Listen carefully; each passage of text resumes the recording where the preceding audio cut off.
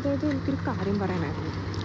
അത് ഞാൻ ഫസ്റ്റ് ഇവിടെ വന്നപ്പോൾ എൻ്റെ വർക്കിംഗ് അവേഴ്സ് എന്ന് പറഞ്ഞു കഴിഞ്ഞാൽ ഒരു 9 to 7:30 ആയിരുന്നു. ഓക്കെ, അപ്പോൾ ഞാൻ നാട്ടിലെ വർക്ക് അവേഴ്സ് എന്ന് പറഞ്ഞു കഴിഞ്ഞാൽ എനിക്ക് 9 to 6 ആയിരുന്നു.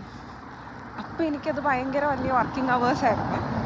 ഇവിടെ വന്നിട്ട് 9 to 7:30 എന്ന് പറഞ്ഞപ്പോഴത്തേനും പറ്റത്തില്ല. ഭയങ്കര വിഷയമാണ്. എനിക്ക് ഭയങ്കര ഫ്രസ്ട്രേഷൻ. പക്ഷെ എന്ത് ചെയ്യാനാ, നമ്മളത് ഫോളോ ചെയ്തല്ലേ പറ്റത്തുള്ളൂ. അങ്ങനെ ചെയ്തപ്പോൾ ഞാൻ 7:30 ആവാൻ ഇങ്ങനെ കാത്തിരിക്കും. വർക്കുണ്ടാവും എന്നാലും.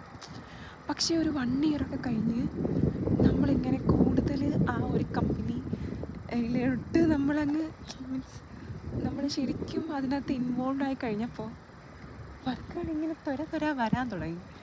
അത് മാത്രമല്ല, ഇപ്പോൾ വർക്കിംഗ് അവേഴ്സ് ഇല്ല. അതായത് എന്താണ് ഡെഡ് ലൈനേ ഉള്ളൂ. നമുക്ക് വർക്കിംഗ് അവേഴ്സ് ഇല്ല, ഡെഡ് ലൈൻ മീറ്റ് ചെയ്യണം. അത് രാവെന്നില്ല, പകലെന്നില്ല.